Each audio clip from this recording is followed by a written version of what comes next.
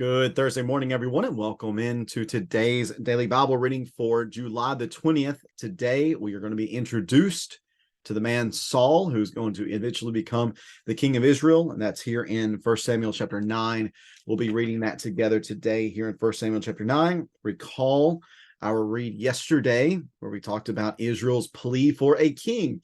Now, it is my understanding from the text, and I think from the overall narrative of the text up to this point and moving forward, that it was God's intention to eventually bring a king to Israel, that this king would rule Israel, or that God would rule Israel through a king, that he would be God's special image bearer, the one who would be handing out justice and fairness and goodness to his people.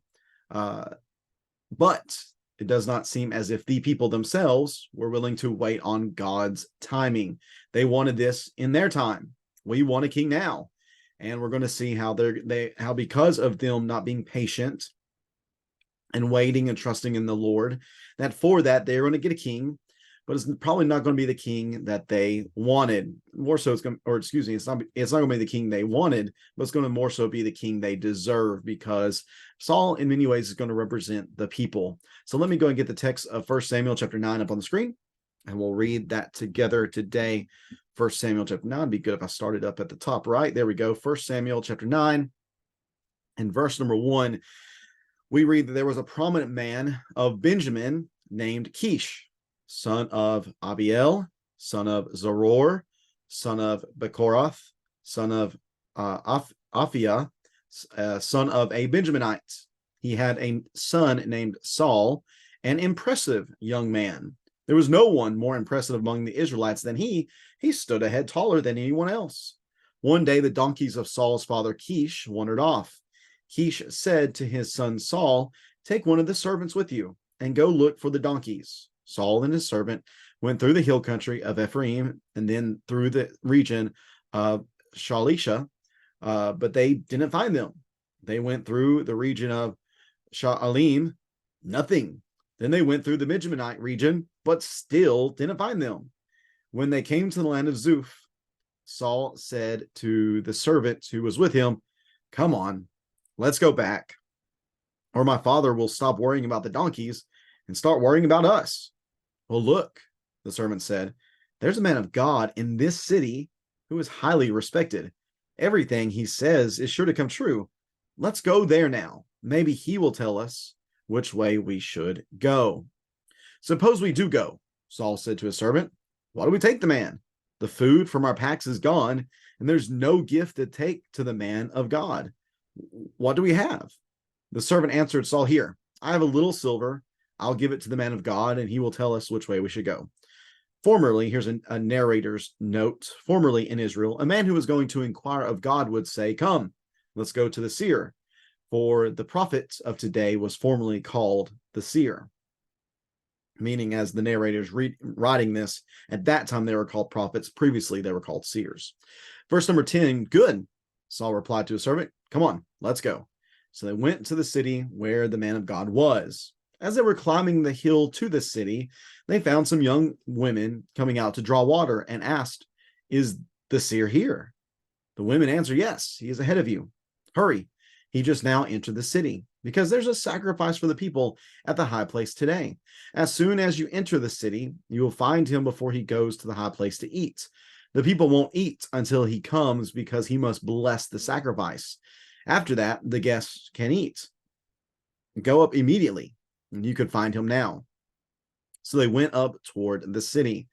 Saul and his servant were entering the city when they saw Samuel coming toward them on his way to the high place. Now, the day before Saul's arrival, Yahweh had informed Samuel, "At this time tomorrow, I will send you a man from the land of Benjamin. Anoint him ruler over my people, Israel. He will save them from the Philistines, because I have seen the affliction of my people, for their cry has come to me." When Samuel saw Saul, the Yahweh told him, "Here is the man I told you about. He will govern my people." Saul approached Samuel in the city gate and asked him, "Would you please tell me where the seer's house is?" "I am the seer," Samuel answered.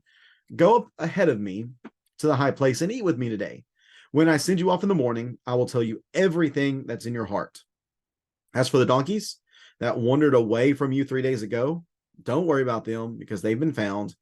And who does all Israel desire but you and all your father's family?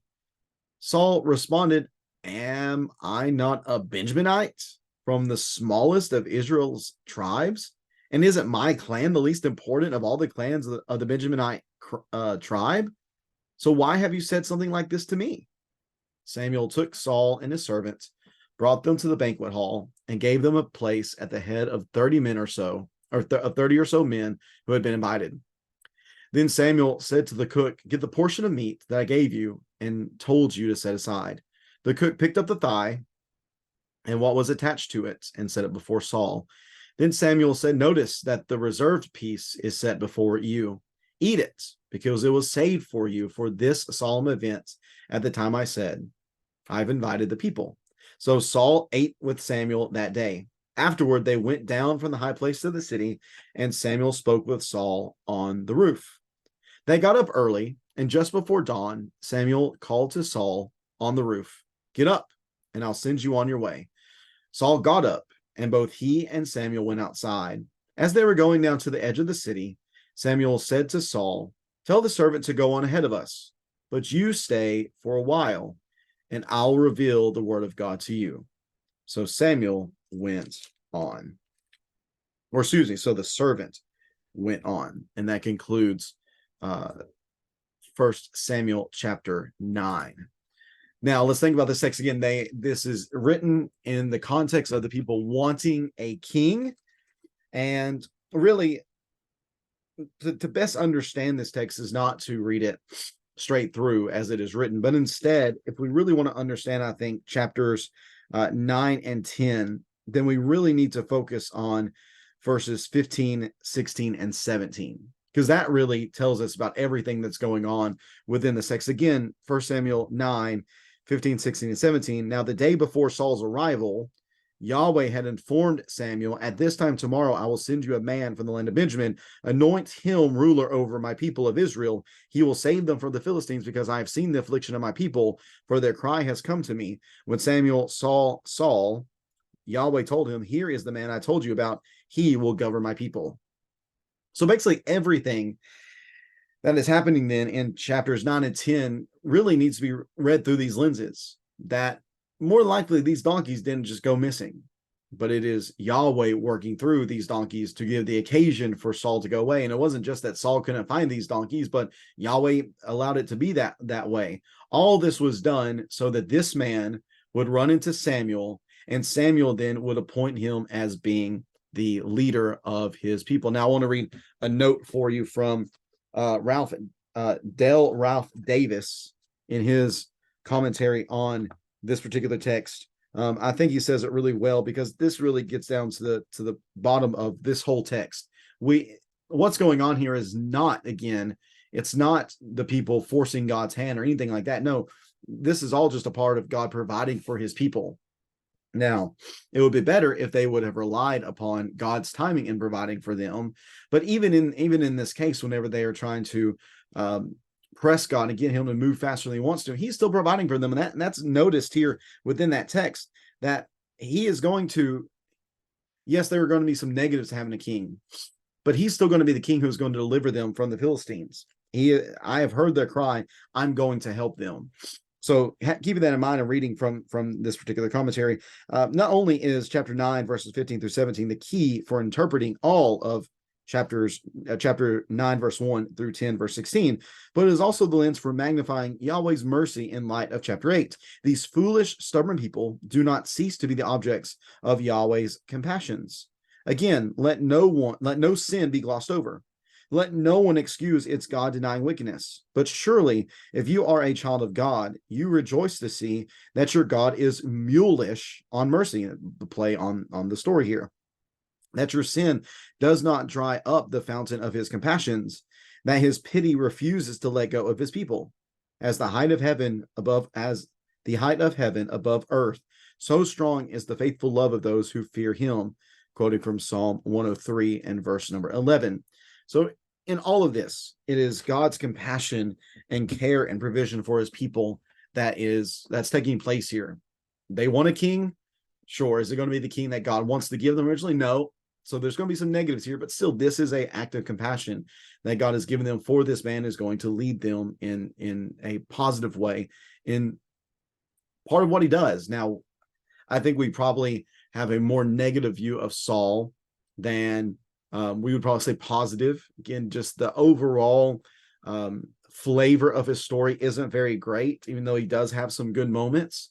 Even here within this text, to be honest, as I'm reading here about Saul, I'm not overly impressed with him as we are going through this text. I mean, the first thing that's told to us is that he's just an impressive young man. So we're thinking maybe, okay, does that mean he has some sort of good spiritual insight? Does he have some really great type of spiritual character that we should know about? Well, no, it's just the fact that he was taller than everyone else. That's all it is. He's just taller than everyone else. He does not seem to have any real spiritual insight in any way. He doesn't know about Samuel, which again, that seems crazy to me since Samuel's been a very prominent figure. He doesn't know about the sacrifice that's taking place here. Again, that seems a bit strange to me as well. But even with that, what we're going to see is he's going to ascend into this very important role. Notice all the times that we have this ascension type of language. Verse number 13, go up immediately. Verse 14, so he went up. Verse 19, Samuel says, go up ahead of me. So he goes up. Later on in verse number 22, he gave him a place at the head of 30 or so men who had been invited. Probably a bit of a Samson echo there. Verse number 25, we read about him going up on the roof. So all of this, he's given the reserved piece, the best portion of the meat to eat. Why? What is that showing us? That's showing us him ascending into this role of being the king. And to Saul's credit, even though we don't see any real, just huge positives from Saul, at least again, apart from the fact that he's taller than everybody else. But verse number 21 is good. Saul responds, am I not a Benjaminite from the smallest of Israel's tribes? And isn't my clan the least important of all the clans of the Benjaminite tribe? So why have you said something like this to me? That shows some humility, it seems. And that's good. We should certainly appreciate that and see that as a good thing. So he has that going for him. But in all this still, what's the point? What's the point of Saul being made king? It's not just the people forcing God's hand to give him a king whenever that was never part of his plan. No, I believe it was a part of his plan going back to Deuteronomy chapter 17. Was this the time that God wanted to give them a king?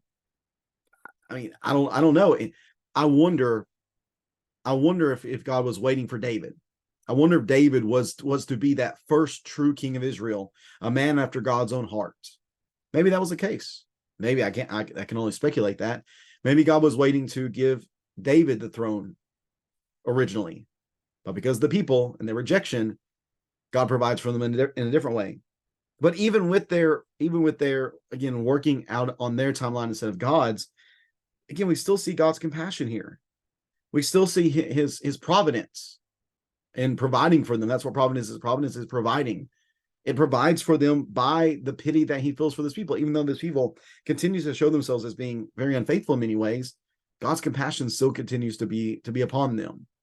So he is going to give them this man. Again, he will save them from the Philistines because I have seen the affliction of my people, for their cry has come up to me. Not be very, very much inclined to focus on Saul in this text and in all of it. But more so, let me encourage you to focus on God. Focus on what he's providing. Focus on what he is doing. Focus on what he is working out. And take that for ourselves, that God sees the various ways in which we might be afflicted in this life. He sees that. He sees the struggles that we have against temptation. And we want to resist it, but that's hard, and that takes energy, and that's a difficult thing to do. It's a good thing to do. We need to do that. Don't get me wrong, but fighting against temptation isn't something that's easy. That's something that's difficult because it's always on us. Satan doesn't like to give up.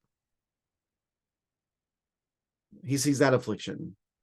He sees the affliction of our souls as we look out in the world and see all the wickedness and the evil that's around us, and we are troubled by that, even as righteous Lot was.